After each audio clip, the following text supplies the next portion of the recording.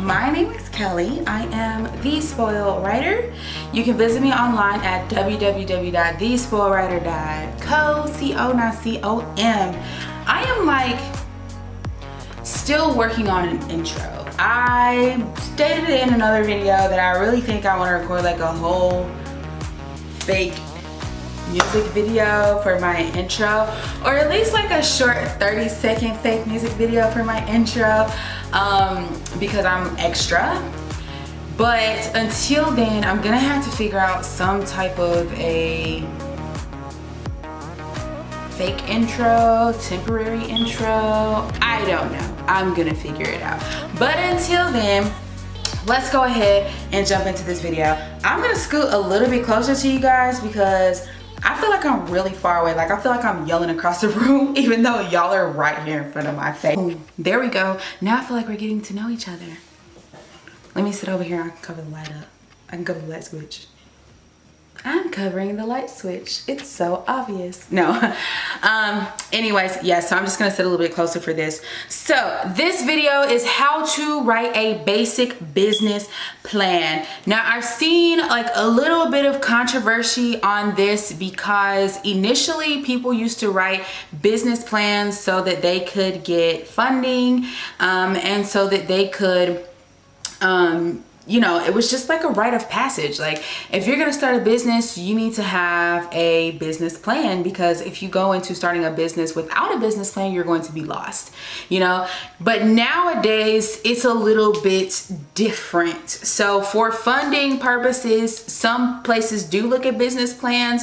Some places don't look at business plans. They just look at your credit score and how you handle money and your financial habits. But it just depends on who you talk to and who you ask. Now, there are a lot of funding sources that do actually read through business plans. So like the Small Business Administration, they actually read through business plans. But then there's other funding sources that are just like loan.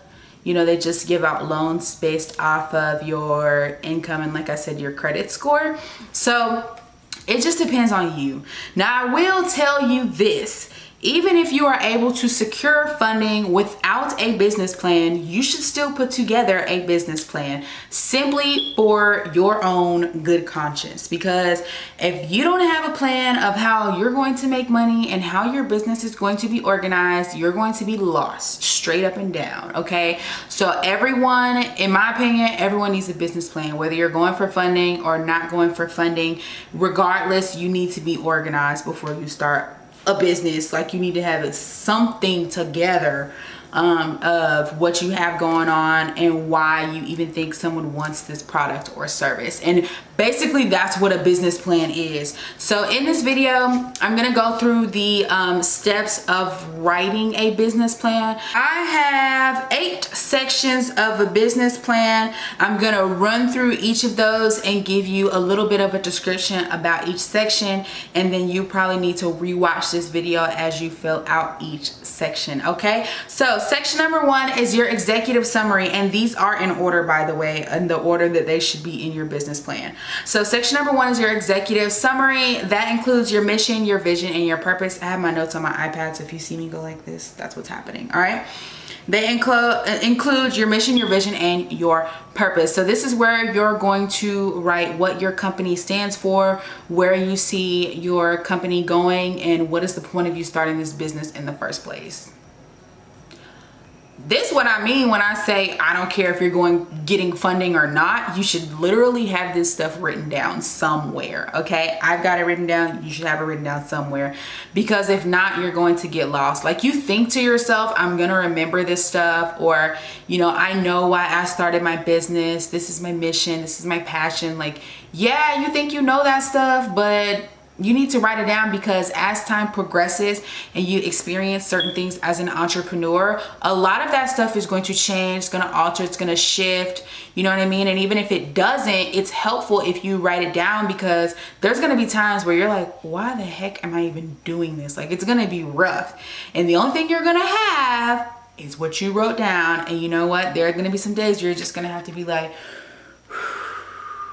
and just read through your business plan, and then it'll bring you back to ground zeros, literally, okay? So that's number one, your executive summary. Section number two is going to be your target market. Who are your services and products intended for? Ask your target audience what they need and verify your product offerings. Okay, so a lot of people will go and identify their target market, but then they'll skip the part that says, ask your target audience what they need and verify your product and service offerings. They'll skip that part. Okay, don't skip that part. You need to be talking to your target audience. If you've decided that a group of people is your target audience and you have not held conversations with those people purposely for the intent of you finding out more information for your business, or if you have not surveyed a group of those people, then you need to go back and survey those people and re-look at your products and services if you've already started, or if you have not already started, you need to go back, re-look at that stuff, and determine. Number three, competitors. Know who your competitors are, okay? Know your competitors. Know their strengths, know their weaknesses, what they offer, their price point, their social media following, etc. And be able to identify why what you're doing, why your products and why your business is unique to theirs, even though you carry the same product. So just stating the fact, oh, I carry better quality, that doesn't really set you apart, okay? There are a lot of people that carry a lot of good quality products and are not making sales because they really don't understand what makes them unique. So is it your level of service? Is it the way you package things? Is it the education you give to your customers? Is it the way you interact with your consumers via email? Is it the branding?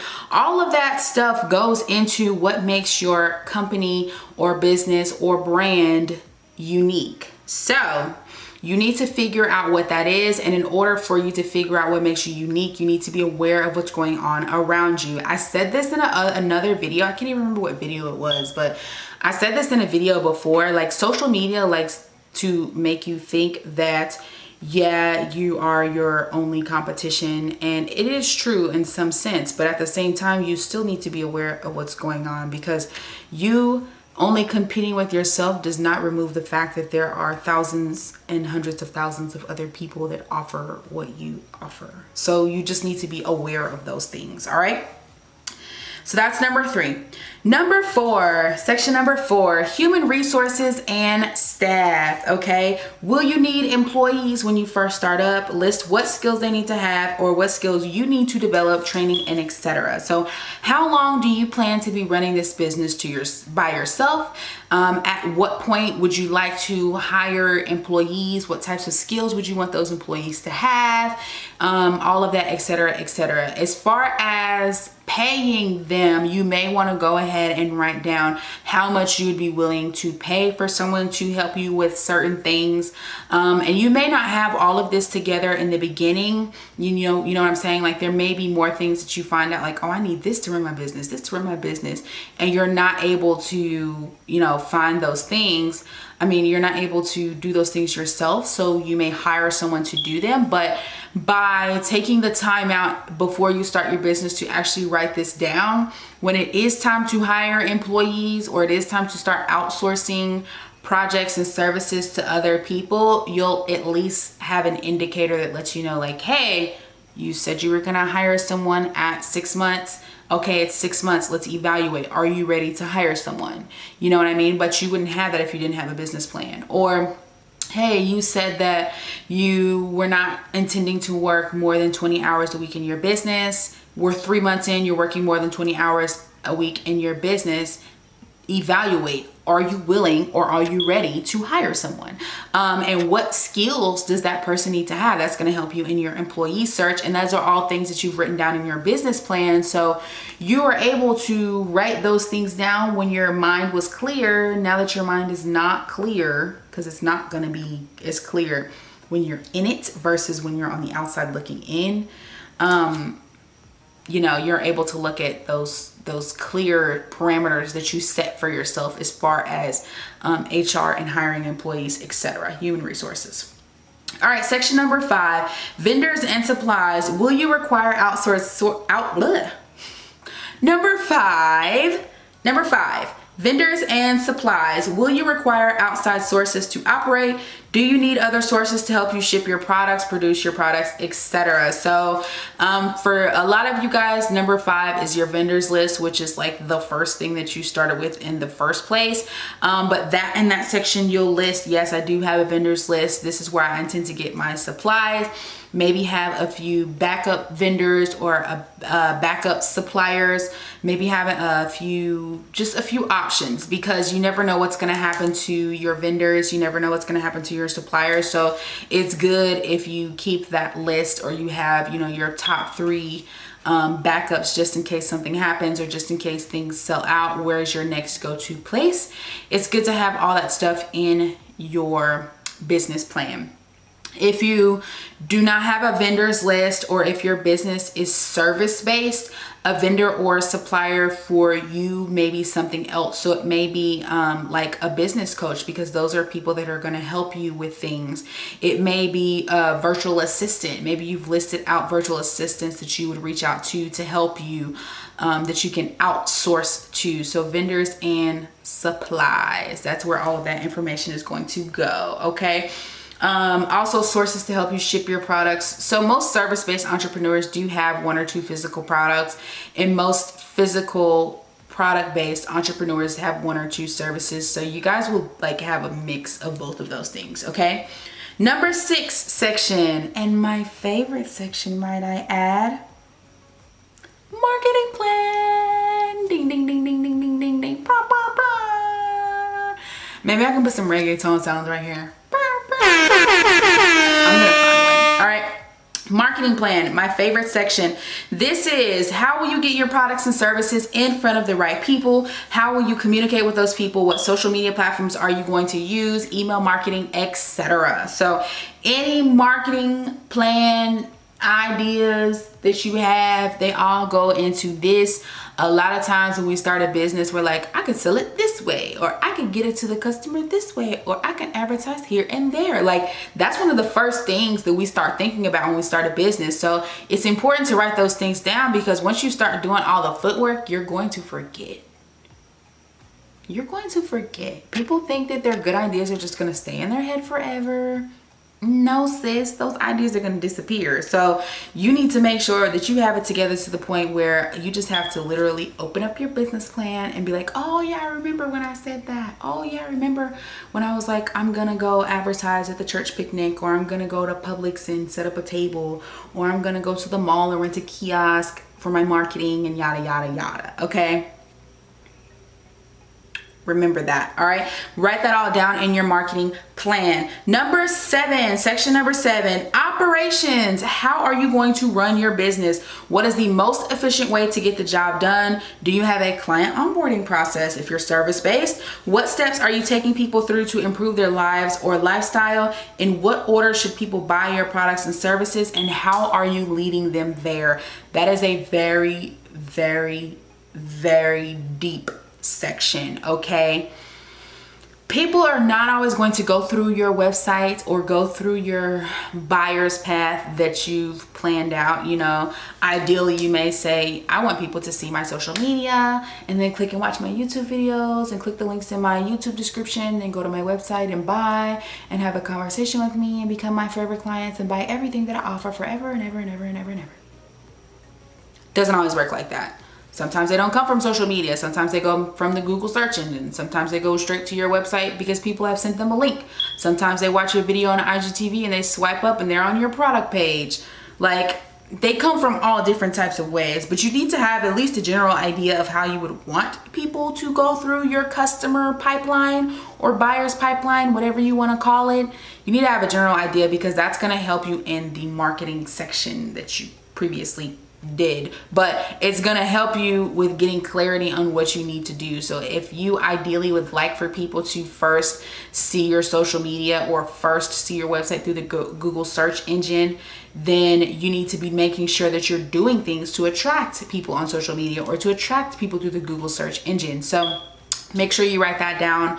Also, get as specific as you can about your client onboarding process if you're a service-based business. So if that means I want everyone to submit an application, and then from those applications, people who I think are a great fit are people that I'm gonna have a free consult with, and then I'm gonna free consult those people, and if their budget matches up with my services, then I'm going to offer them a one-on-one coaching spot. You can do it that way.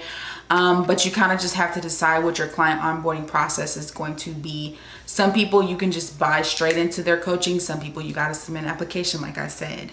Some people do free consults off the rip. Like you can sign up for a free consult. You can be anybody without an application, sign up for a free consult, and then you'll figure out if you are a match for that coach or not. It's different. Everyone has a different process. So before you get started though, you need to write down what you would like your process to be. It doesn't have to always stay that way, but you need to start somewhere, and you need to have some type of organization before you start opening your doors for people to give you their money. All right. Last but not least, one of the most important pieces of a business plan. Last but not least, number 8, one of the most important pieces of a business plan: financial projections. All right. How much do you need to start and run your business?